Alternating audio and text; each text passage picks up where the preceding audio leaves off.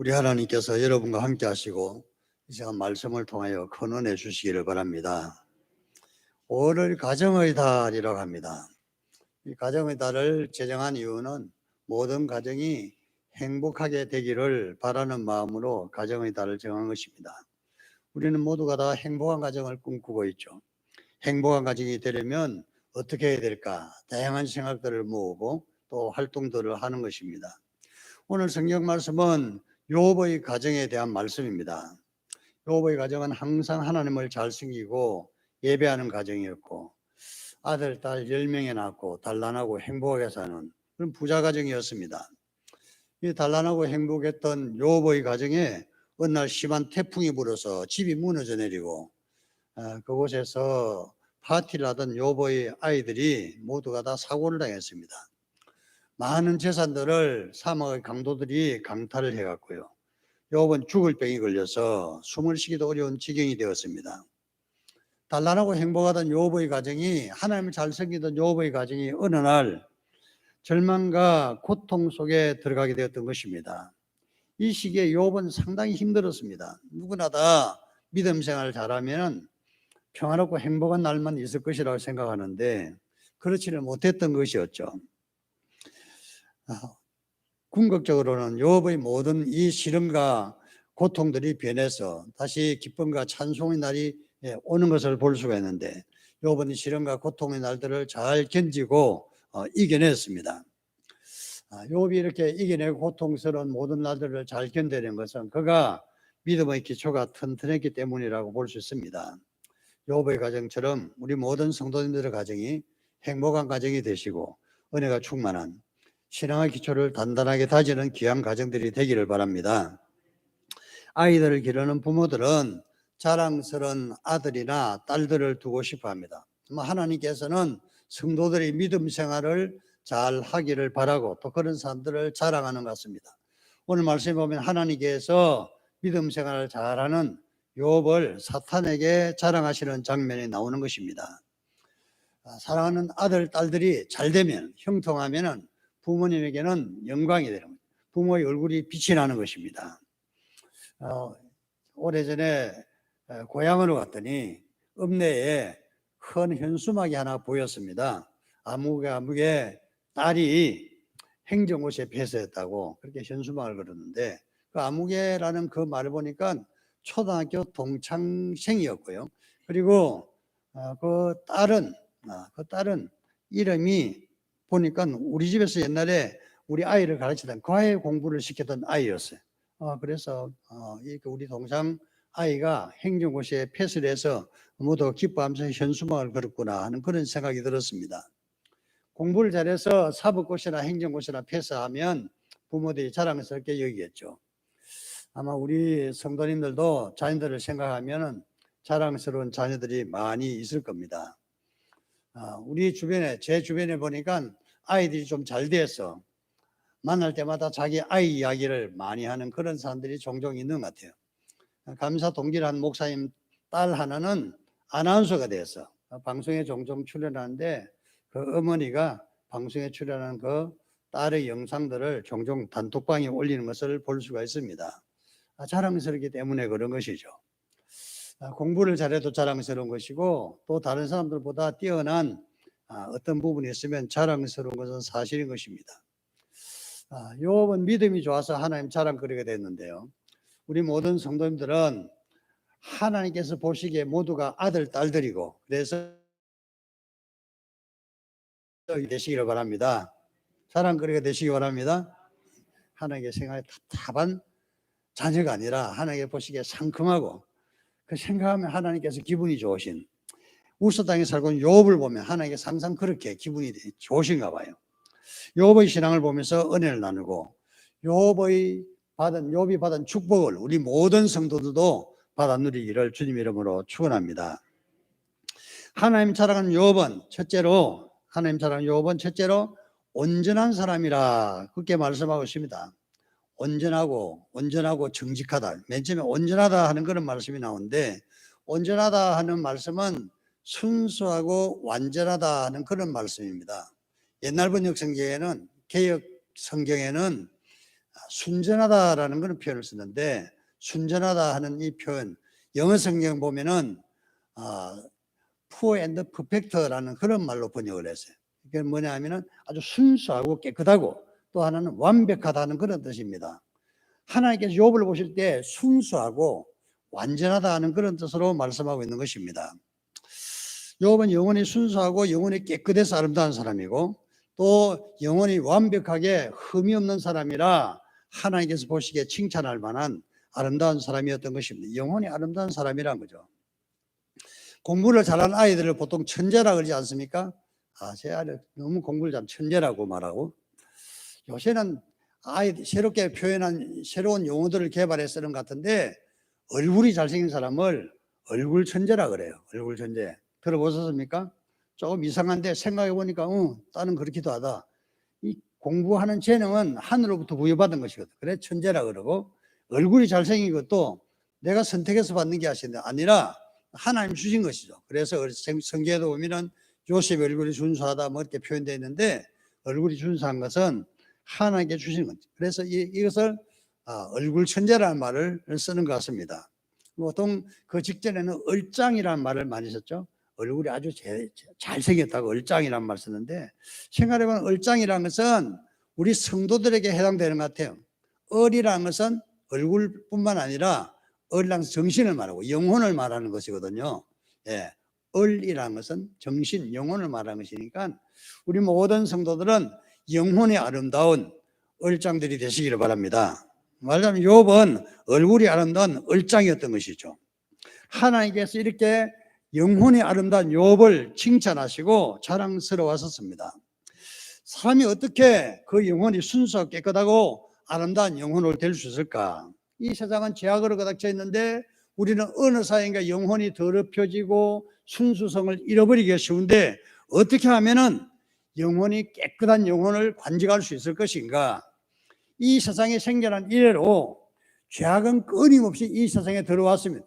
지금부터 5천 년 노아 시대에도 죄악이 관영한 시대, 온 세상에 죄악이 가득한 시대라고 되어 있는데, 노아는 당대의 의인이요 완전한 자라 하는 그런 표현을 했습니다. 죄 많은 세상에서 노아는 죄에 물들지 않고 살았다, 그 말입니다.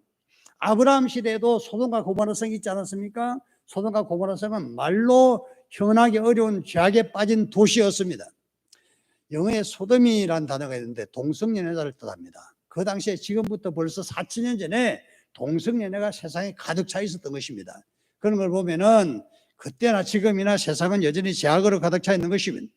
오늘날은 어떻습니까? 오늘날은 그것이 좀 더 발달해서 동성연애 결혼을 합법화한다거나 뭐 그런 것을 하고, 앞으로 그래서 걱정하는 것이 어느 날 우리 아들이 아들을 한 데려서 결혼하겠다 그러는 그런 불상사가 난다고 지금 걱정을 하고 있는 그런 시대에 살고 있는 것입니다. 욥은 어떻게 죄악이 가득한 세상에서 스스로 깨끗하게 자신을 순수하게 완벽하게 지킬 수 있어서 하나님께서 보시기에 온전한 자라 하는 그런 칭찬을 받았는가?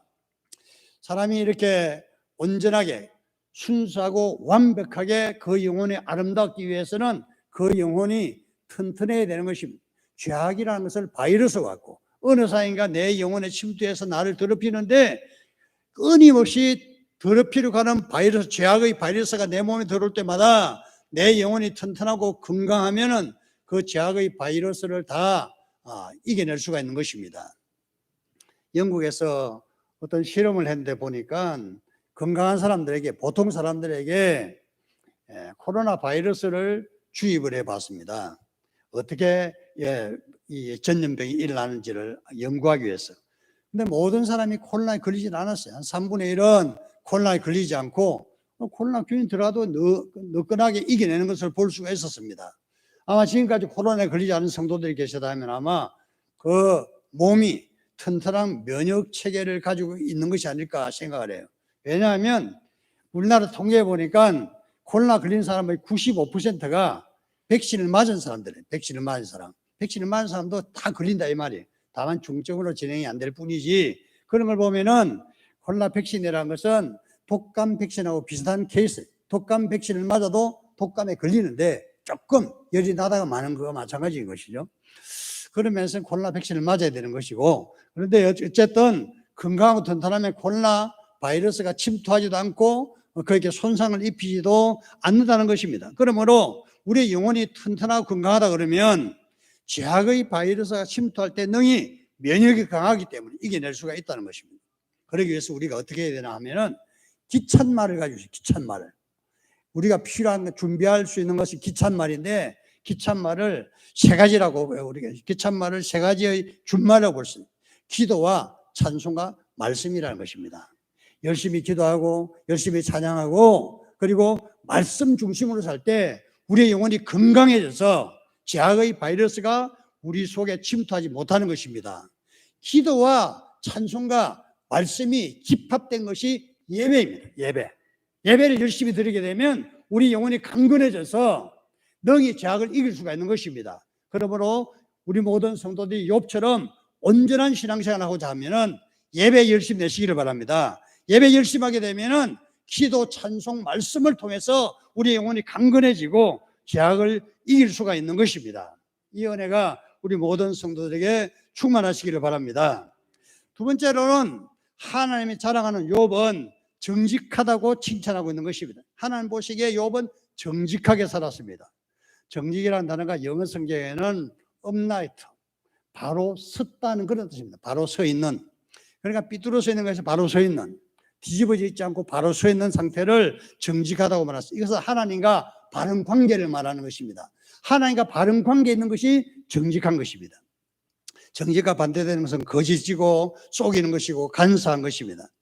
거짓되고 속이고 간사하게 되면 하나님과 바른 관계를 정립할 수가 없는 것입니다. 내 마음에 거짓이 가득하고 속이는 마음으로 가득 차고 어떻게 하나님과 바른 관계를 맺을 수가 있겠습니까? 그러므로 우리는 하나님 앞에서 항상 정직하게 살아가야 할 줄로 믿습니다.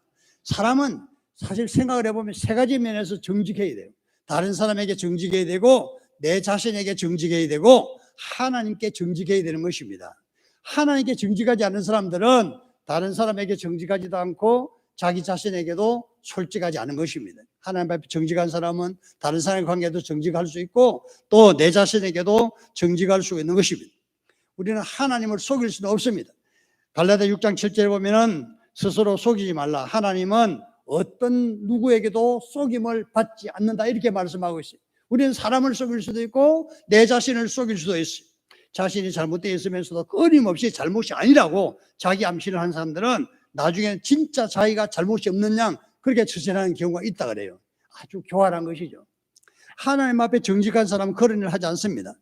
그런데 누구나 다 하나님 앞에서 자신을 속일 수도 있고 다른 사람을 속일 수도 있는 것입니다. 믿음의 용사들도 그런 함정에 빠질 때가 있는 것입니다. 다윗이한테 죄를 지었을 때 그는 삼중으로 자신을 위장했습니다. 자신을 속이고 사람들을 속이고 하나님께도 아무 일도 없는 양 그렇게 태평하게 살아갔던 것입니다. 어느 날 선지자 나단이 나타나서 이야기를 하나 들려줬죠. 왕이시여, 제가 재밌는 이야기를 하나 들었습니다 했더니 해보라고. 어떤 마을에 큰 부자가 있고 그 부자는 양이 수천 마리가 있고 또 가난한 영감님이 한 분인데 그는 어린 양이 한 마리 있었습니다. 그런데 부잣집에 손님이 오자 그 부자가 가난한 영감님의 그 어린 양을 잡아서는 자기 양인 양 손님을 대접했습니다. 그랬더니 다윗 왕이 깜짝 놀라면서 저런 죽일 자가 있나? 당장 그 사람을 체포해 드려라. 그리고 그 자에게 그 양의 4배를 변상을 하라고 명령을 내리려고 그렇게 말했더니 선지자 나단이 말하기를 왕이시여 그 죽일 자가 바로 왕 당신입니다. 그렇게 말을 했죠. 그때 다윗이 그 자신의 죄를 지적받고서는 하나님 앞에서 진실로 내가 죄를 지었다고 고백하면서 하나님 앞에서 눈물로 회개한 다윗을 볼 수가 있습니다. 누구나 죄를 지을 수가 있죠. 그런데 죄의 지적을 받았을 때 회개하는 다윗은 아주 훌륭한 것입니다. 그래서 다윗의 신앙 고백을 보면은 수많은 시편에서 내가 눈물로 내 침상을 띄우나이다, 눈물로 내 베개가 다 젖었다고 하는 그런 표현 나오고, 그러면서 다윗이 이런 죄악 속에서 하나님 앞에 정직성을 회복하고 싶어서 시편 51편에 보면은 하나님의 내 속에 정한 마음을 창조하시고 내 안에 정직한 영을 새롭게 하소서 그렇게 기도하고 있는 것을 볼 수 있습니다. 다시 다윗이 진심으로 자신의 죄를 뉘우치고 고백했을 때 하나님과 다시 바른 관계가 회복되었던 것입니다. 우리 모든 사람들은 따지고 보면 하나님과 바른 관계를 상실하고 살아왔습니다. 우리가 예수를 믿는다는 것은 다시 하나님과 바른 관계를 회복하는 것입니다. 예수를 믿다고 완벽하게 하나님과 바른 관계가 다 되었습니까? 그렇지 않습니다. 살아가다 보면 어느 사이인가 하나님과 바른 관계가 파괴되고 하나님 바로 서 있지 않은 내 자신을 발견하게 되는 것이죠. 그때 우리는 다시 하나님 앞에서 내 자신이 잘못된 것을 고백하고 하나님께 다시 바로 서기를, 정직하기를 하나님께 기도해야 될 줄로 믿습니다. 이렇게 정직하게 살 때 하나님께서 다시 은혜를 베풀어 주시는 것입니다. 하나님 앞에 정직한 성도들 되시기를 주님 이름으로 축원합니다. 김천에 고려 설렁탕 집이라는 집이 있습니다. 어떤 목사님이 간증하는 것을 들었는데 그 고려 설렁탕 집 주인이 자기를 자꾸 와서 식사 한번 하라 그래서 언젠가 가 보았다고 합니다. 너무 맛있게 설렁탕을 해서 어떻게 이렇게 맛있는 것을 다 하게 되었냐고 물었더니 저는 우리 집 오는 손님을 예수님처럼 생각합니다. 예수님을 접단다는 마음으로 그렇게 하고 있습니다. 그러더래요. 그 집사님 참 훌륭한 믿음을 가졌다고 생각했어요. 그 집사님이 간증을 하기를 어떤 날에 이 뼈를 가져서 밤새 구웠는데 다음날 보니까 뽀얀 국물이 나오지 않고 누런 국물이 나왔다 그래요. 그래서 그 고기를 가져오는 그 집에 전화를 해서 이게 고기를 잘못 가져온 것 같다 그랬더니 그런 수가 있다 그러면서 거기에 프림을 잔뜩 타게 되면 색깔이 잘 나오고 맛은 꼭 같다고 그렇게 팔아라고 그러더래요. 근데 이 집사님은 그렇게 하지 않고 그 누런 국물들 다 부어버리고 밖에다가 팻말을 걸었죠. 오늘은 재료가 떨어져서 영업을 쉬게 됩니다. 쉽니다 하고 이렇게 팻말을 내걸었다고 합니다. 우리가 보기에는 이 집사님이 하나님 앞에 정직하게 살아가는 사람입니다. 자기 집 오는 손님을 예수님처럼 접대하는데 어떻게 누런 국물에다가 프림을 다 대접할 수 있겠어요? 그래서 그는 그렇게 하지 않았습니다. 우리 믿음을 가진 모든 신앙의 자녀들은 이 마음을 가지고 욥이 그렇게 하나님 앞에 정직하게 살았던 것처럼 다윗이 다시 정직을 회복한 것처럼 하나님 앞에 정직하게 살아가시기를, 그래서 하나님께 칭찬하는 하나님 자랑거리가 되는 성도들 되시기를 주님 이름으로 축원합니다. 하나님 자랑하는 욥은 마지막으로 하나님을 경외하며 악에서 떠난 사람이라고 말씀하고 있습니다. 악에서 떠난 사람, 악에서 떠난 사람이라는 것은 악한 일을 하지 않는 사람입니다. 왜 그가 악한 일을 하지 않습니까? 그가 하나님을 경외했기 때문에, 하나님을 두려워했기 때문에, 하나님께서 나를 보고 계신다고 생각했기 때문에 악한 일을 하지 않는다는 것입니다. 악을 행하는 사람들은 사실 하나님에 대한 두려움이 없습니다. 하나님 믿지 않기 때문에 담대하게 악한 일을 할 수가 있는 것이죠. 하나님 믿지 않는 사람은 어떤 일도 아무 양심의 거리낌 없이 할 수가 있는 것입니다. 악이란 것이 무엇이냐 하면은 죄를 악이라 그럽니다. 성경은 소돔 사람이 악하다고 했는데 창세기 13장 13절에 보면 소돔 사람은 하나님 앞에 악하며 큰 죄인이었더라. 죄를 짓는 모든 사람을 악한 사람이라고, 죄를 짓는 것을 악한 일을 하는 것이라고 말하는 것입니다. 성경은 모든 사람이 죄를 짓고 하나님 앞에서 선한 사람은 없다고 말씀하고 있습니다. 이렇게 악한 사람이 어떻게 선한 사람이 될 수 있냐면 회개하고 돌이켜서 하나님 말씀대로 살려고 할 때 선한 사람이 될 수가 있는 것입니다. 하나님을 잘 경외했던 인물로 흔히 우리는 요셉을 생각하는데, 요셉은 어린 나이에 종으로 팔려가서 많은 고생을 했습니다. 그렇게 고생을 하면서 주인의 인정을 받아서 가정 총무가 되었는데, 총무란 이 단어가 영어 성경에 보니까 시크릿이라고 번역을 했어요. 시크릿은 보통 비서라는 비서라고 번역을 합니다. 비서라는 것은 뭘까요? 주인의 모든 비밀스러운 일들을 다 처리해주는 그런 사람을 비서라고 말합니다. 잘생겼기 때문에 주인집 마님이 요셉을 유혹해서 요셉을 어떻게 해보려고 했죠. 근데 요셉은 주인 여자에게 이런 말을 했습니다. 주인께서 나를 인정하셔서 모든 것을 허락하셨지만은 금하신 것은 당신뿐이라 내가 주인의 뜻을 거르칠 수가 없다고 하면서 죄를 짓지 않았습니다. 요셉은 죄악의 쾌락보다는 하나님의 눈길을 두려워했던 것이었죠. 요셉이 그 주인 여자에게 한 말은 내가 어찌 이 큰 악을 행하여 하나님께 죄를 지으리까? 사람과 사람 사이에 짓는 죄를 하나님께 짓는 죄라고 생각했어요. 하나님께서 보시고 있다는 그런 신전의식이 요셉을 깨끗하고 정결하게 자신을 지키도록 만들었던 것입니다.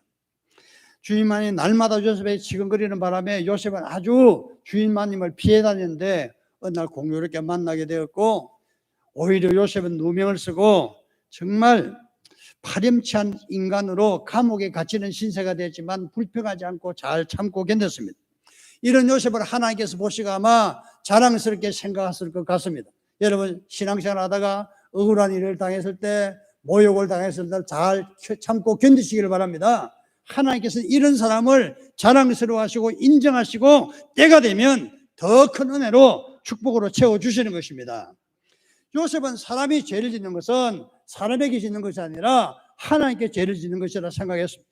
요셉이 죄를 두려워하는 것은 하나님께서 보고 계신다고 생각하기 때문에 죄를 두려워했던 것입니다. 사람들 중에는 하나님 눈길보다 사람의 눈을 의식하고 사는 사람이 많이 있습니다. 누가 나를 어떻게 생각할까, 거기에 신경을 쓰는 사람이 많다 이 말입니다. 사람의 눈길을 아예 의식하지 않는 사람들도 있습니다. 이런 사람들을 보통 막대 먹은 사람이라고, 아나무인이라고 하는 거죠. 요셉은 하나님을 경외했기 때문에 죄를 짓지 않았습니다. 우리 모든 성도들도 요셉을 닮아서 하나님을 경외하시고 악에서 떠난 성도들이 되시기를 바랍니다. 하나님을 경외하는 궁극적인 최종의 어떤 모습은 아브라함에게서 볼 수가 있습니다. 아브라함이 하나님을 경외했다는 인정을 받은 것은 모리아산이 있는데요, 하나님께서 모리아산에서 그 아들 이삭을 제물로 바치라고 말씀하셨고, 아브라함은 그 아들을 데리고 모리아산에서 아들을 제물로 바치려고 했는데, 그때 하나님께서 아브라함의 행동을 막으셨습니다. 아브라함아, 내 아들 내 독자에게 손을 대지 말라. 네가 내 아들 내 독자라도 나에게 아끼지 아니하였으니 내가 이로써 네가 참으로 나를 경외한 줄을 내가 알았노라. 이렇게 말씀하고 계세요. 하나님을 향하여 예배하는데 자기 아들까지도 아끼지 않았을 때 하나님을 경외하는 표식, 하나님을 경외하는 그 인정을 받다 이 말입니다. 여러분, 예배하는 것은 우리가 정말 최선을 다해서 하나님을 섬기는 행위인데, 그것은 내 아들의 생명을 요구해도 기꺼이 받지는 아브라함에게서 하나님을 경외하는 궁극적인 모습을 볼 수가 있는 것입니다. 이러한 아브라함을 인정하신 우리 하나님께서 욥을 하나님을 경외하는 사람에 인정하시고 그를 자랑스러워하신 것처럼 우리 성도들 한 분 한 분을 보실 때 하나님께서 자랑스러워하시는, 하나님께 인정하시는 성도들 되시기를 주님 이름으로 축원합니다. 기도합시다.